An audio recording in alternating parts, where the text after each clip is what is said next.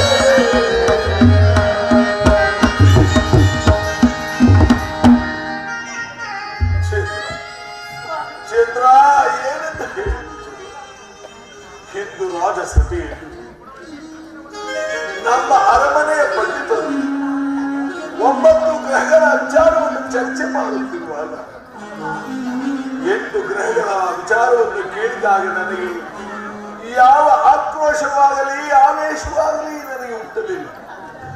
ಆ 8 ಗ್ರಹಗಳನ್ನು ಪೂಜಿಸುವಂತೆ ಆ ಪಂಡಿತರಿಗೆ ತಿಳಿಸಿದೆ.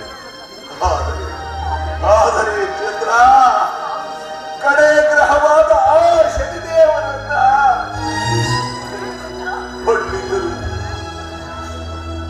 ಜನಿಸಿದಾಗಲೇ ಶನಿದೇವನು ತಂದೆಗೆ ಕಷ್ಟ ಕೊಟ್ಟ ಎಂಬ ಮಾತನ್ನು ಕೇಳಿ ಚಂದ್ರ ಚಂದ್ರ ನನಗೆ ಇಲ್ಲದ ಆವೇಶ ಆಕ್ರೋಶ ಹುಟ್ಟಿ ಆ ಶನಿದೇವನನ್ನು ನೀಚ ಹೀನ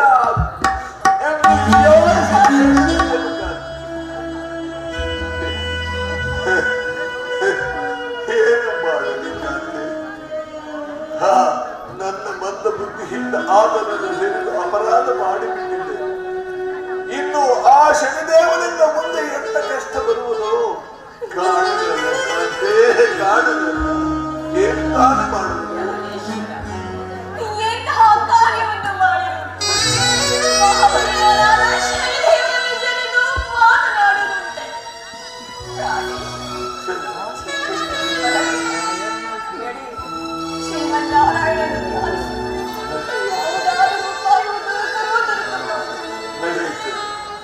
ಚಂದ್ರ, ನಿನ್ನ ಇಷ್ಟದಂತೆ ನಮ್ಮ ಕುಲದೈವನಾದ ಆ ಶ್ರೀಮನ್ನಾರಾಯಣನ ಧ್ಯಾನ ಮಾಡಿ ಅವನಿಂದಲೇ ಇದಕ್ಕೆ ಪರಿಹಾರವನ್ನು ಹುಡುಕೋಣ.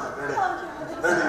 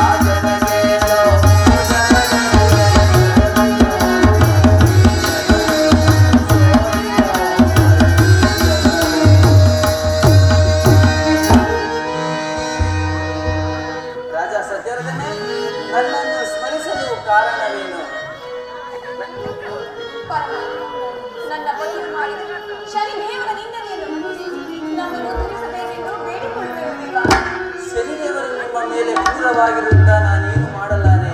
ರಾಜ ಸತ್ಯವ್ರತ, ನನ್ನನ್ನು ಕ್ಷಮಿಸಿಬಿಡಿ. ಇಂದು ನೀವು 7.5 ವರ್ಷ ಕಾಲ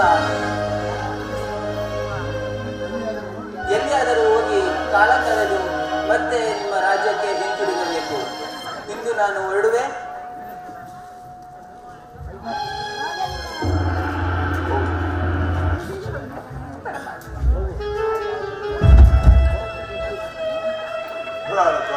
ಪ್ರಾಣಕಾಂತೆ, ನನ್ನ ಮನದೇವರಾದ ಯಾವ ಶ್ರೀಮನ್ನಾರಾಯಣನು ನಮ್ಮನ್ನ ಕೈ ಬಿಟ್ಟನಲ್ಲ ಕಾಂತೆ. ಇನ್ನು ಆ ಶನಿದೇವನಿಂದ ನಾವು ಪಾರಾಗಿ ಹೊರಗಿದ್ದೀವಿ. ಬಗೆ ಹೇಗೆ ಹೇಳ್ತಾರೆ?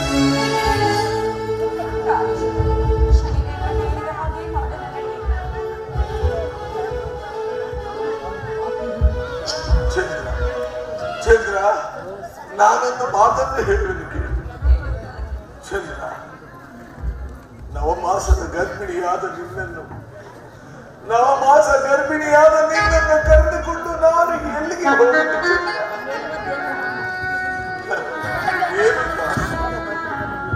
ಚಂದ್ರ, ನೀನು ನಿಮ್ಮ ತಂದೆಯ ಪಟ್ಟಣಕ್ಕೆ ಹೋಗಿ ಸುಖವಾಗಿ ಚಂದ್ರ. ಆ ಶನಿದೇವನಿಂದ ಬರುವ ಎಲ್ಲಾ ಕಷ್ಟಗಳನ್ನು ನಾನು ಹೊಂದಿದ್ದೇನೆ. 7.5 ವರ್ಷ ಕಳೆದ ನಂತರ ಆ ಶನಿದೇವನು ನಮಗೆ ಒಳ್ಳೆಯದನ್ನು ಮಾಡಿ ನಮಗೆ ದಾರಿ ತೋರಿದರೆ ಅಂದಿನ ದಿವಸ ಬಂದು ನಿನ್ನನ್ನು ಕರೆತರುತ್ತೇನೆ. ನನ್ನ ಮಾತನ್ನು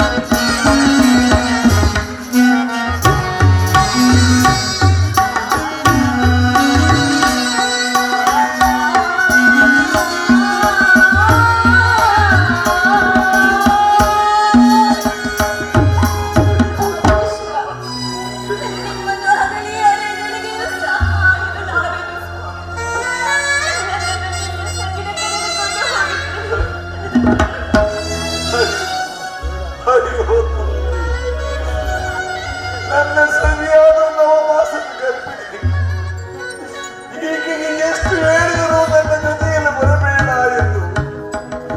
ಆದರೆ ಹಠ ಮಾಡಿ ನನ್ನ ಜೊತೆ ಬರುತ್ತೇನೆ ಅಂತ ಮಾಡುತ್ತೇನೆ. ದೈವ ವಿಲಾಸವಿರುತ್ತ ಚಂದ್ರ,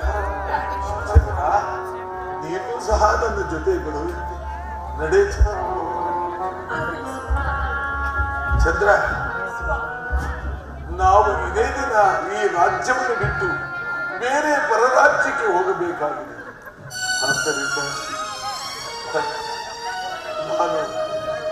ಆದ್ದರಿಂದ ನಾನು ಕುದುರೆ ಲಾಯಕ್ಕೆ ಹೋಗಿ ಕುದುರೆಯಿಂದ ಹಿಡಿದು ತರುತ್ತೇನೆ. ನೀನು ಪ್ರಯಾಣಕ್ಕೆ ತಕ್ಕಾದ ಒಡವೆಗಳನ್ನು ಗಂಟು ಕಟ್ಟಿಕೊಂಡು ಅರಮನೆಯ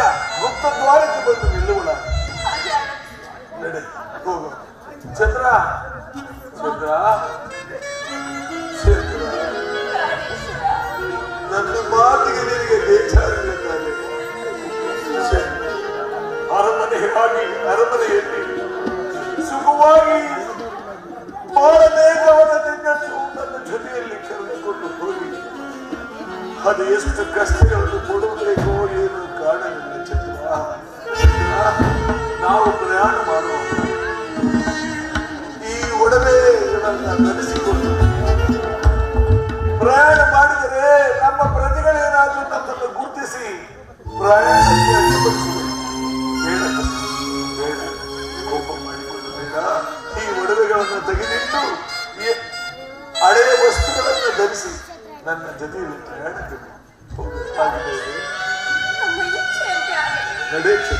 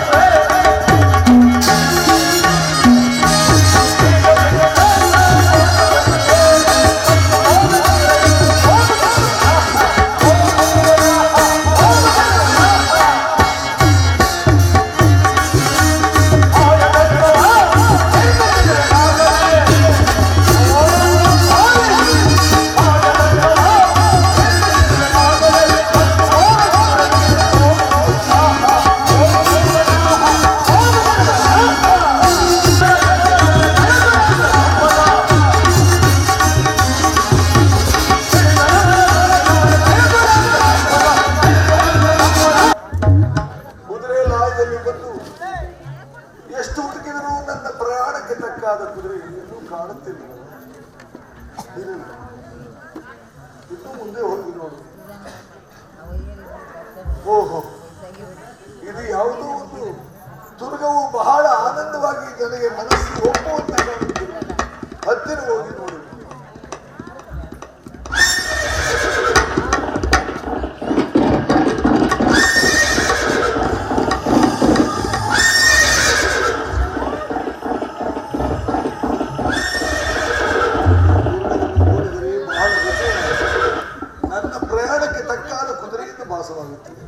ಏನೇ ಆಗಲಿ ಈ ದುಡಿಯನ್ನು ತೆಗೆದುಕೊಂಡು ನಮ್ಮ ಪ್ರಯಾಣವನ್ನು ಮಾಡುವುದು.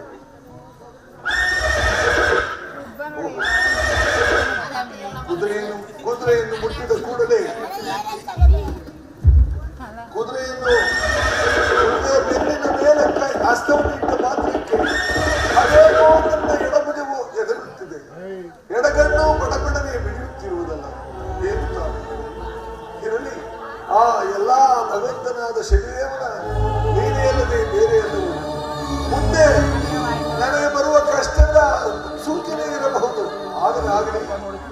ಕುದುರೆಯನ್ನು ಹಿಡಿದುಕೊಂಡು ಬೇಗ ಹೋಗು. ಚಂದ್ರ ಚಂದ್ರ ಕುದುರೆಯನ್ನು ಹಿಡಿದುಕೊಂಡು ಬೇಗ ಬಾ ರಾಣಿ, ಬೇಗ ಬಾ ಚಂದ್ರ. ಎಲ್ಲಿರುವೆ ಚಂದ್ರ? ಬಂದೀಯಾ? ಬಾ ಚಂದ್ರ, ಬಾ ಬಾ ಚಂದ್ರ. ಚಂದ್ರ ಚಂದ್ರ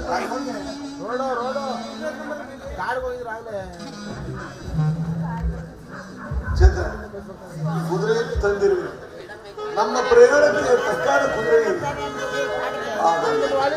ನೀವು ಒಡವೆ ಗಂಟೆಗಳನ್ನೆಲ್ಲ ಸಿದ್ಧಪಡಿಸಿಕೊಂಡು ಬಂದಿರುವೆಯಾ? ಬಾ ಚಂದ್ರ, ಬಾ.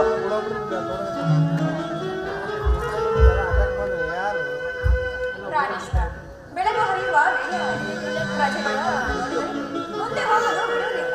ಕುದುರೆಯಾದ ಮೀನನ್ನು ಹಾಗೆ ಚಲಿಸುತ್ತಿಲ್ಲ. ಆದ್ದರಿಂದ ನಿಮ್ಮ ಕೈಯನ್ನು ಕೊಡೆಯಿಂದ ಕುದುರೆ ಗಿರಿಕೆಯನ್ನು ಕಟ್ಟಿರುವುದರ ಹಾಗೆ ಕುದುರೆಯು ವೇಗವಾಗಿ ಚಲಿಸುತ್ತದೆ. ಚಂದ್ರ, ನಿನ್ನ ಇಷ್ಟದಂತೆ ಆಗಲಿ, ನಿನ್ನ ಮಾತಿನಂತೆ ಈ ಚಾವಡಿಯಿಂದ ಎರಡು ಹೇಟು ನೋಡಿ.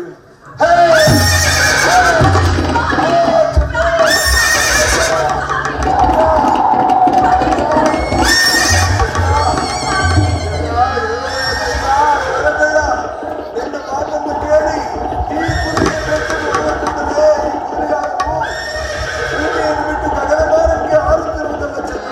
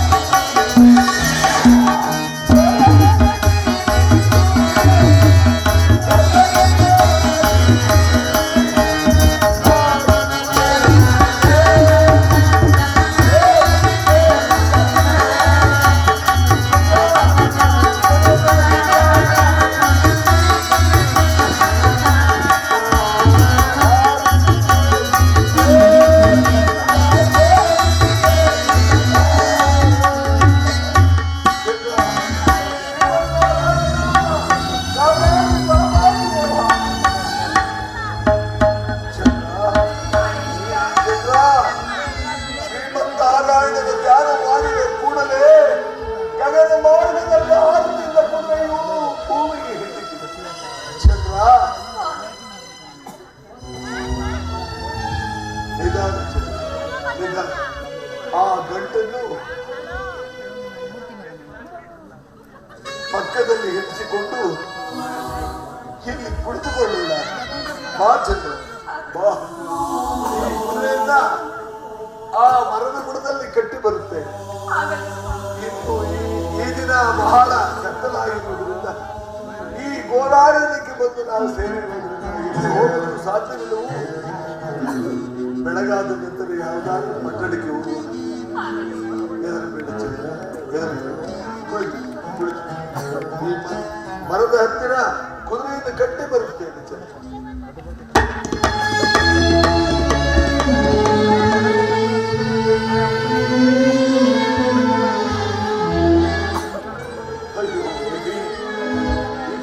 ಆಶ್ಚರ್ಯ. ಈ ದುರ್ಗವಾದರೂ ಯಾವುದೋ ಗೋಳಾರಣ್ಯ ಮಧ್ಯಕ್ಕೆ ತಂದು ನಮ್ಮನ್ನು ಕೆಳಗಿದಂತೆ ಕಾಣುತ್ತಿರುವುದಲ್ಲ. ಅದು ಎಲ್ಲೋ ದೂರದಲ್ಲಿ ಯಾವುದೋ ಕ್ರೂರ ಮೃಗಗಳು ಕಚ್ಚಾಡುವ ಹಾಗೆ ಕೂಗಾಡುವ ಹಾಗೆ ಧ್ವನಿ ಕೇಳುತ್ತಿರುವುದು. ಇದನ್ನೇನಾದರೂ ನನ್ನ ಸಚಿವ ಕೇಳಿಸಿಕೊಂಡರೆ ಆ ನವಮಾಸದ ಗರ್ಭಿಣಿಯಾದ ನನ್ನ ಸಚಿವು ಅದೆಷ್ಟು ದುಃಖಿಸಿಕೊಳ್ಳೋ ಕಾರಣವಿಲ್ಲ. ಚಂದ್ರ ಚಂದ್ರ ಚಂದ್ರ ಬಾ, ನನ್ನ ತೊಡೆಯ ಮೇಲೆ ನಿದ್ರಿಸುತ್ತೇನೆ. ಬೆಳಗಾದ ನಂತರ ಎಲ್ಲಿಗಾದ್ರೂ ಹೋದು ಈ ದಿನ ಇಲ್ಲೇ ಪೌರಿಸುತ್ತೇನೆ.